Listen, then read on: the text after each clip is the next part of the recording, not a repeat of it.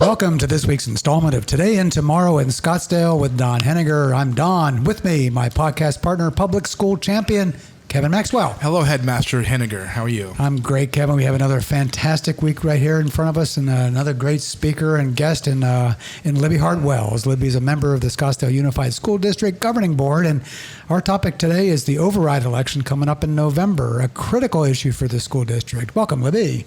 Thank you. Thank you, Don. Thank you, Kevin. Good to have you back here, our first repeat performer. So we only bring the good ones back, right? That's right. Yeah, exactly. That's a badge of honor right there. No kidding. But we got a serious topic that we'll get to in just a second. First, we're going to catch up with a little bit of news. And today we're going to focus on one of the city's jewels, and that's the McDowell-Sonoran Preserve. A lot of people in the news this week with the preserve. Justin Owen, our friend, the CEO of the Conservancy. Former guest on the show. And he'll come back too because he was good also. Yeah. He just did an update to City Council just this past week or so, talking about all the cool things that the Conservancy is doing and making the preserve all that it can be. They've been the partner in the city now for over 30 years, and really they're the caretaker out there doing a great job. Yeah.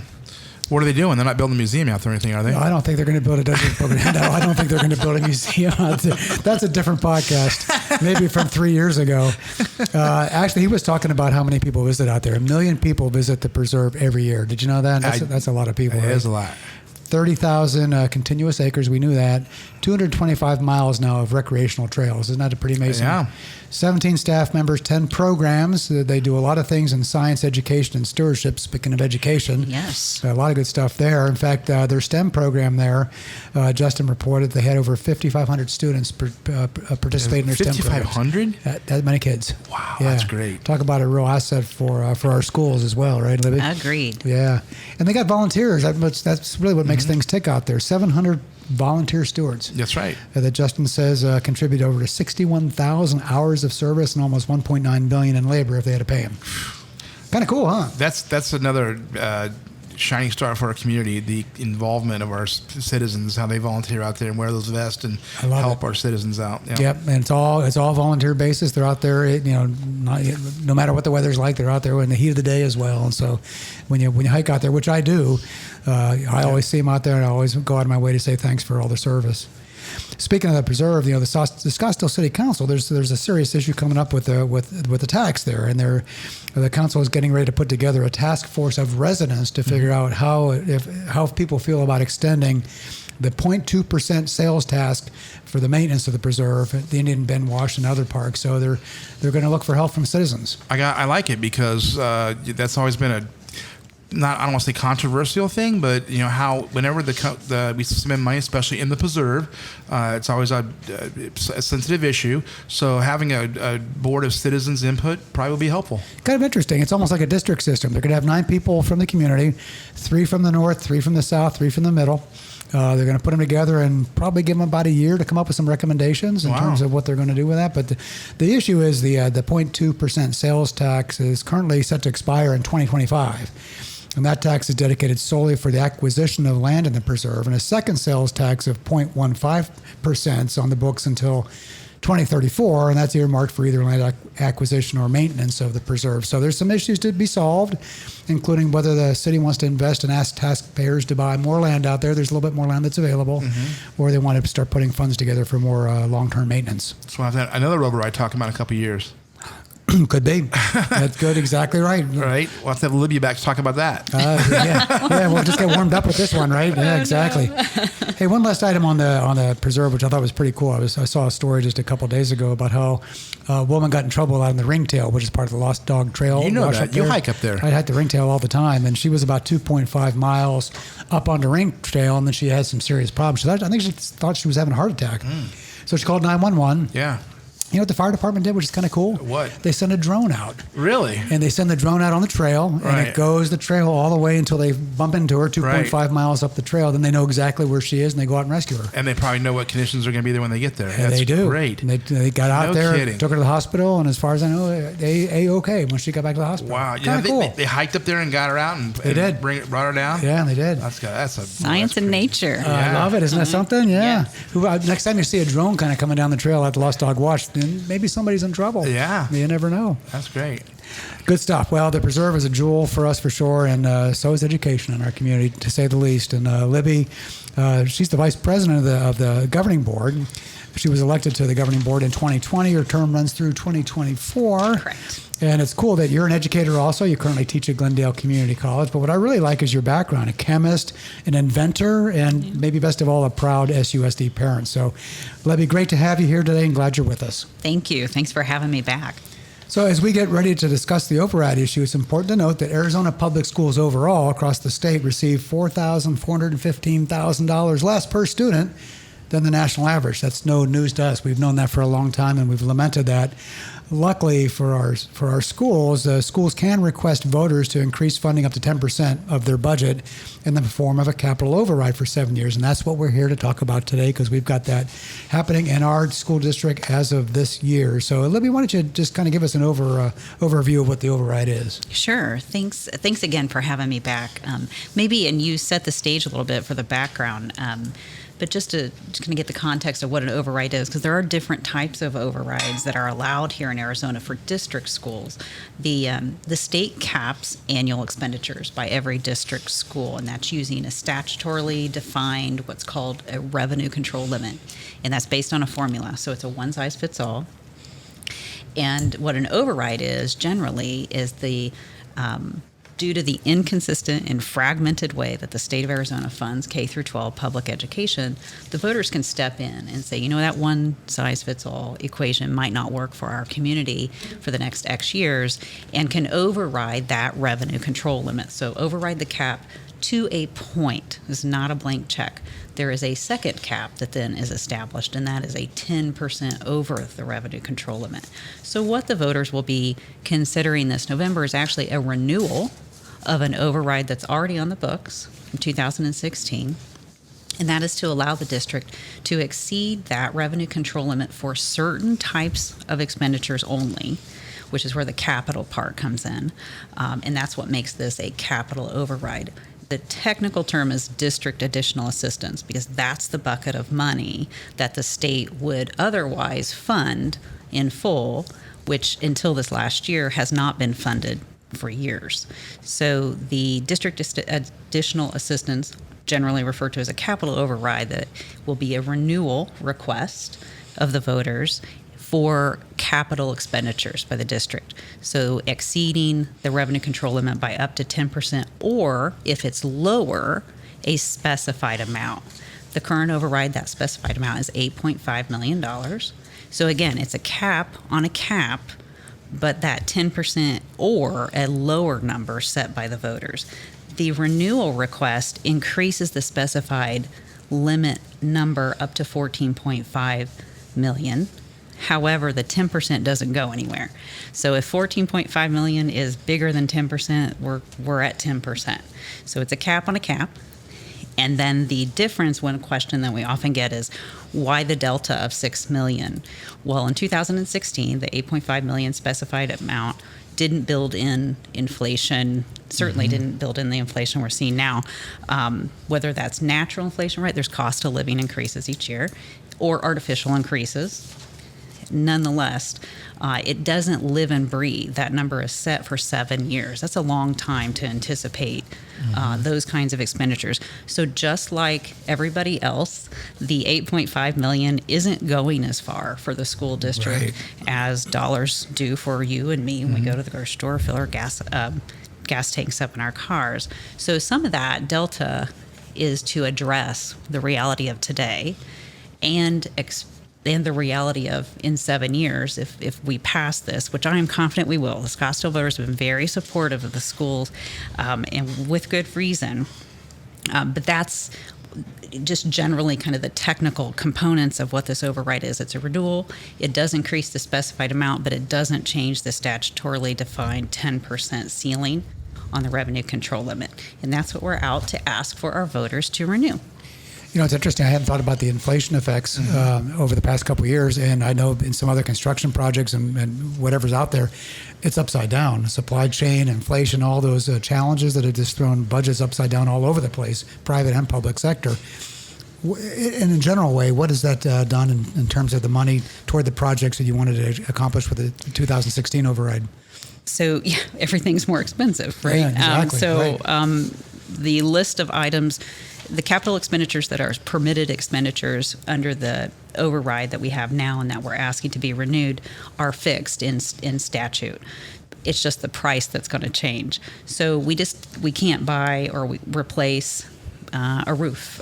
We can't do all of them, or we can't replace the water or whatever busted pipes or athletic equipment that needs replaced for safety reasons, playground equipment that needs replaced or installed in the first place for safety equipment. What's interesting and probably not intuitive in the term capital expenditures for this override is that the largest ticket items are curriculum and technology. That's interesting. Which is interesting and not what you would expect to be in a capital list of approved expenditures, because you would assume that the state would fully fund curriculum and technology needs that support curriculum. Right. So when I say technology, what I'm talking about are enabling technologies that allow for classroom instruction. So the state is not typically funding in full a district, not just Scottsdale, any district's needs to meet the needs of the students for today. And that's where this gap funding kind of helps us get that far. But to go back to your point is we aren't getting as far with that funding as we used to. And that is probably more prevalent in the bond funding that has been used to rebuild, say, Cherokee Elementary, that just won, by the way, national award for the second time. Yeah, right. Congratulations. Yes, I have to shout out to our Cherokee Chargers. Yep. But that's the impact. And like I said, the school districts, and it's not just Scottsdale, but all of the school districts are not immune to these inflationary increases. So that's part of the reason that the increase between what we have now on the books and what we're asking voters to approve, you'll see that number change. I can't imagine trying to estimate what projects would cost back in 2016 with all that's happened out in the past 4 or 5 years. And not only that, but what if a school district decides all of a sudden that they didn't have a STEM program and they want to have one now?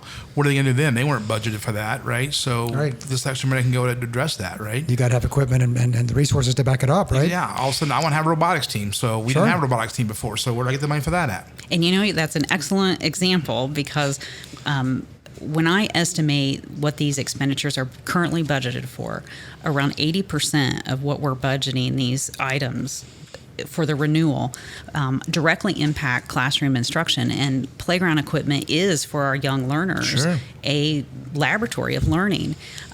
Outdoor gardening, outdoor laboratory experiences for the students, and COVID, underscored the importance of getting back outside and learning in a different environment, and how important that's been for the students. STEM resources, for example, kits, the K through 5 curriculum is built heavily around use of kits for hands-on learning. Right.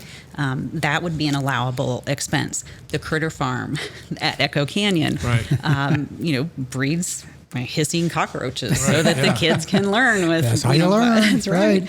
And they love that. Yeah, but this would be an allowable expense under a capital override that we wouldn't normally have the funds to cover those resources that make SUSD, really the kind of shining star that it is. Yeah, it really is. So Echo Canyon has the hissing roach. What if Tavon wanted to have hissing roaches? Well, then you got to deal with that too, right? Yeah. Unfortunately, hissing roaches go everywhere, right? I think everybody should have hissing roaches. Where's the money going to come from? Yeah, exactly, right. God. So what are some of the other things that you hope to accomplish with the 2022 project? Or they'll actually be the 2024, I guess.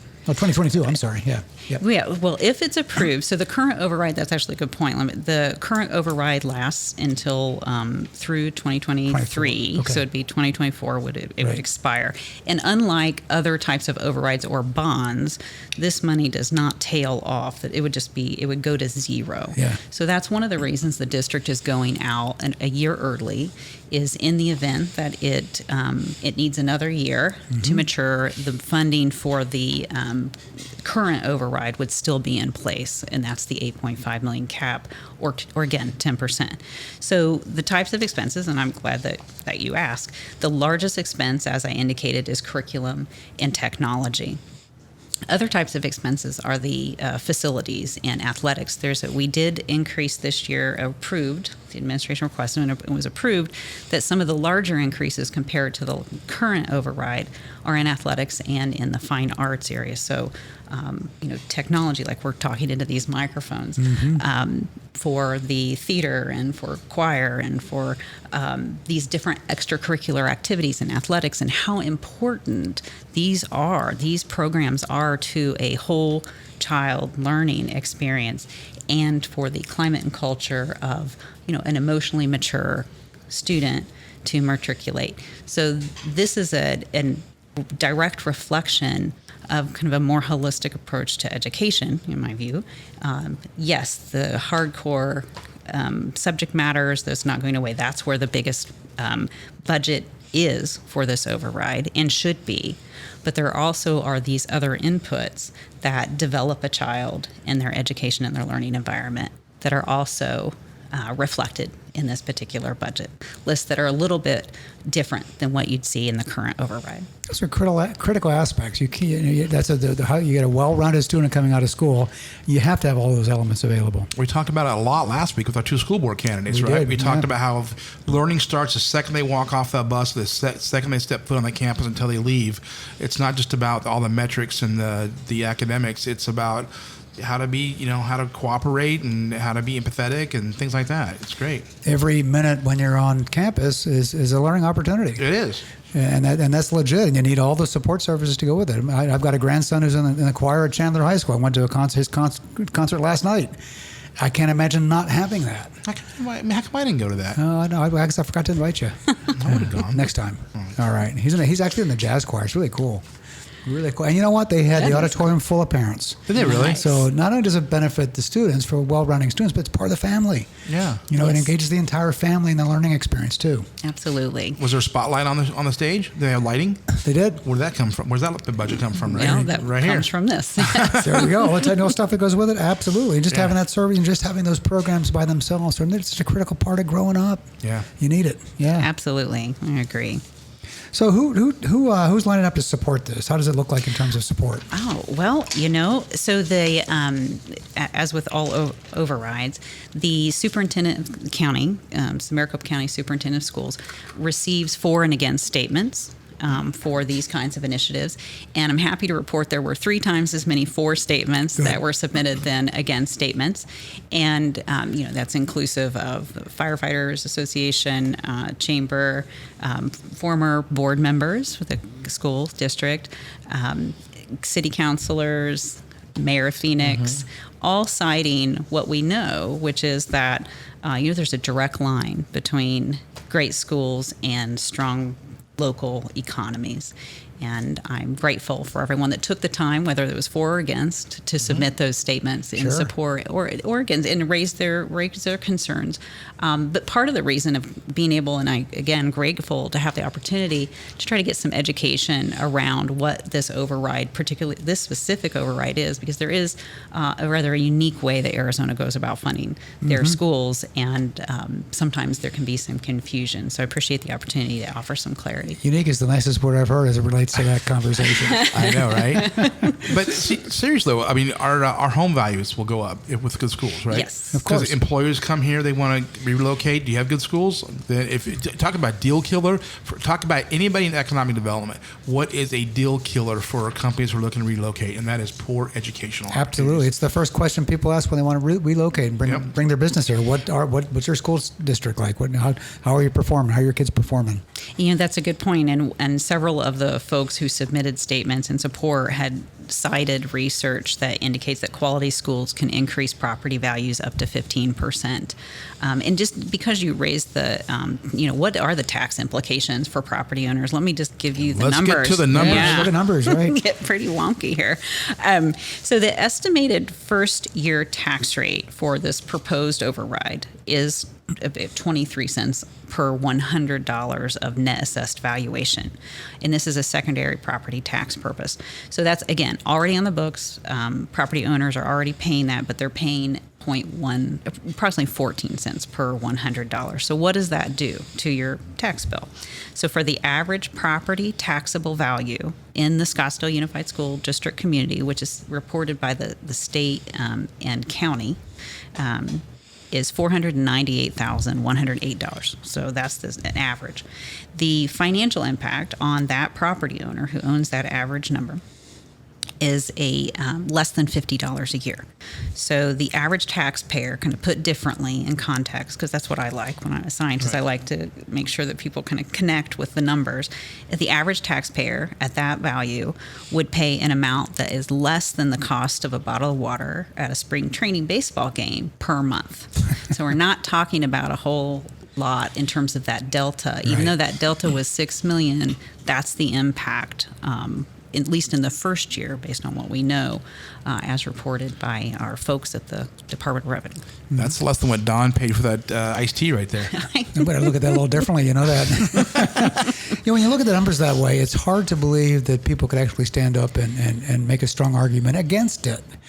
So what are the arguments against it? What are you hearing out there, and what do we need to overcome if there's anything that needs to be overcome? Some of just in reading the against statements that were submitted, which again, I appreciate being able to understand where folks are coming from. Mm-hmm. Some of it is just misunderstanding about what this is and what it is not. Yeah. Another is maybe grievances that are rooted in other issues, that just disagreement with an experience that they've had with the school district, which is fair. But whether that should, be projected onto 22,000 other students, I don't know about that. I mean, my kids included. I'm a parent in the school district. So aside from those two components, and the reality is a large percent of voters in the Scottsdale Unified School District don't have children that are in the Scottsdale Unified School District. So they're kind of a few degrees of freedom removed from the direct impact that the school district is making on the families, parents, the kids themselves. And so, and this is something that I think the district has done a great job in the last year with the new director of communications, is getting out there with information on what's the great stories. We have 9 national merit semifinalists that were honored last night, 2 teachers who won state awards in law-related education last night.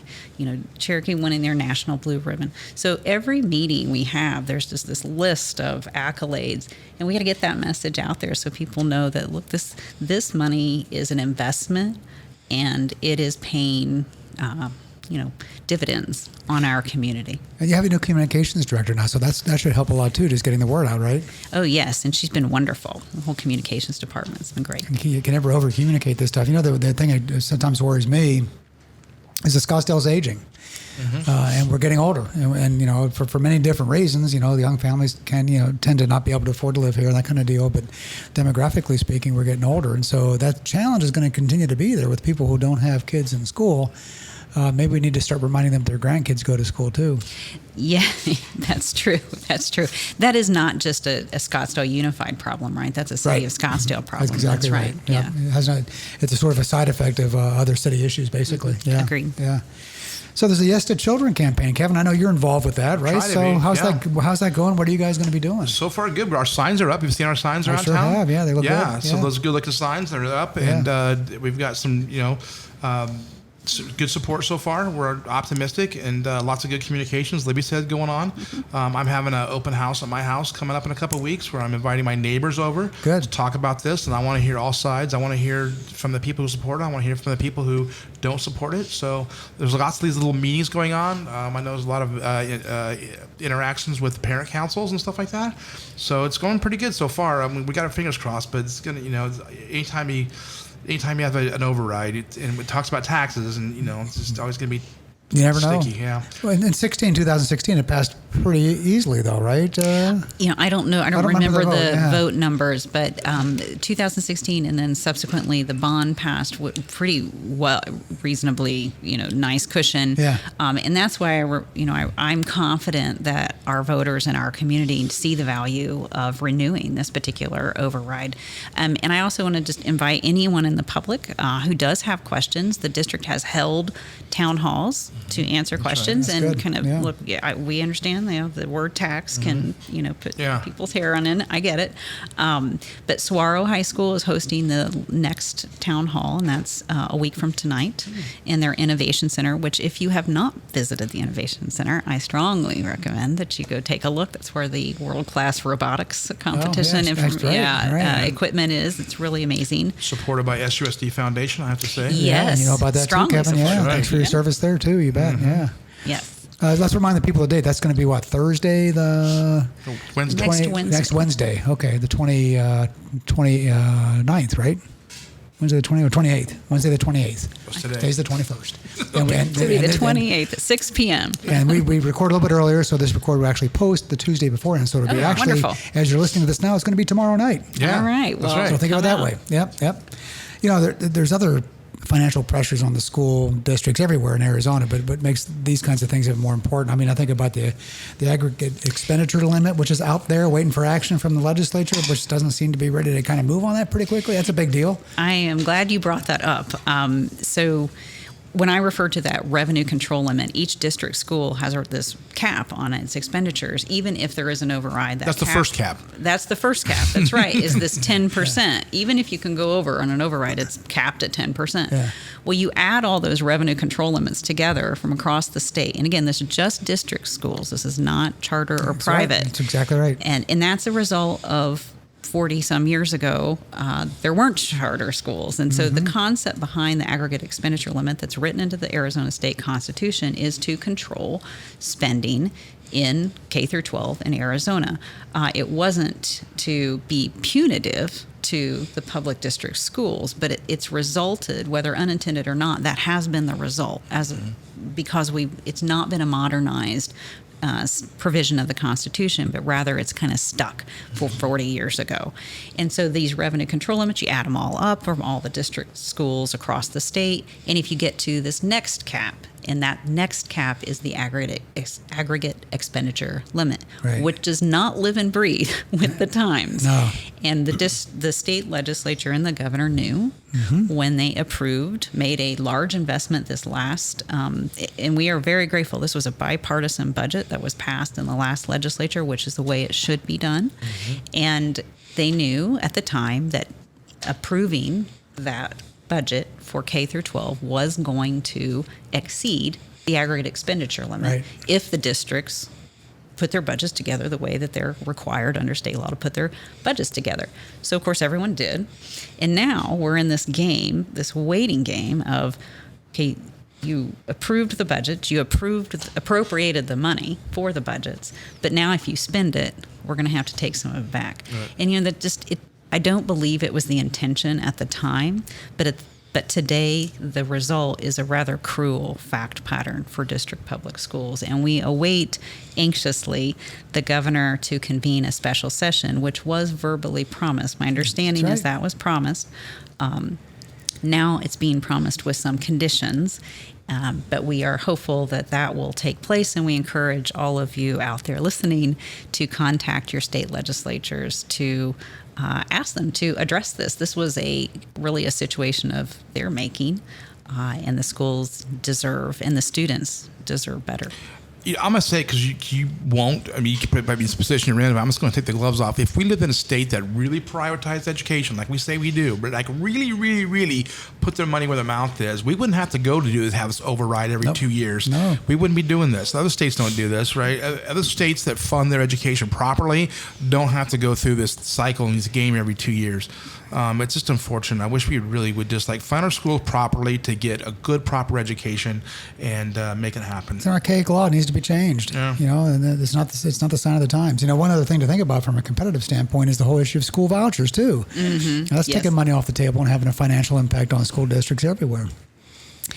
Yeah, yes. So my local reading on the vouchers of who's been applying for those kind of backpack dollars is that it's not been a large number of families that are already in schools that they want to leave to go to private schools, but rather they're students that are already enrolled in private schools. So it isn't exactly at the moment, playing out the way that it was promised, and so it's looking right now to me like, again, another solution looking for a problem, but we'll see. Exactly. And basically people, parents or families that can afford to send their kids to private schools are already doing it. So whatever, issues that could be another podcast all by itself. Oh, I'm sure. Let's see where that goes. Yeah.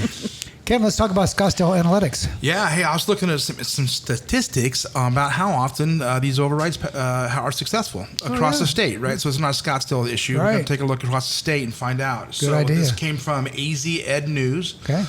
So we'll see. They said that since 2015, 31 of 34 questions have passed, and that's a 91% pass rate. Wonderful. That sounds pretty good. So that's right? kind of good news, right? Yeah. You guys were talking about this earlier, and I almost gave a little spoiler, but 30% of likely voters have kids under the age of 18 at home. Really? So so a very small percentage actually have students. We need to make this apply to a larger community. That's smaller than I would have thought it would have been. Yeah. So anyway, and then school board override election results in 2021. AZ voters improved 50% of school bonds, 70% of M&O overrides, and 80% of district additional assistance overrides. Okay. So that's encouraging, right? That is encouraging. Yeah. And I was looking at this too. I was looking at going back back to 2003. Mm-hmm. And I was looking at this is the number of questions that were on the ballot and number of passed. So in 2003, there were 11 questions, 6 of them passed. That's a 55% pass rate. Okay. And if you look at 2004, 7, 6, all through the early teens, it's 40%, 79, 22%, 25%, 29. And then look what happens in 2014. It goes to 50%, then 80, then 100, 100, 100 in 2018, 83% in 2019, and 100% in 20, and then 80% back to 80% again last year. So it looks like the last 10 years, the citizens have really understood how important this is. So I have to rack my brain to think, did something happen 10 years to Well, that influence was when the as a result of the recession, we started cutting money out of K through 12, and then there was the kind of litigation that the state wasn't going to give the money back, even though the districts agreed. There was kind of a handshake deal. So I think that underscores what we know. And it was earlier this year, there was a survey, a statewide survey, and voters overwhelmingly in the state of Arizona want to make education a priority, a legislative priority, a priority of their candidates running for office. And yet we have the state legislature who consistently doesn't follow the will of the people in this terms of a top priority. This is a top 3 priority for the people of Arizona.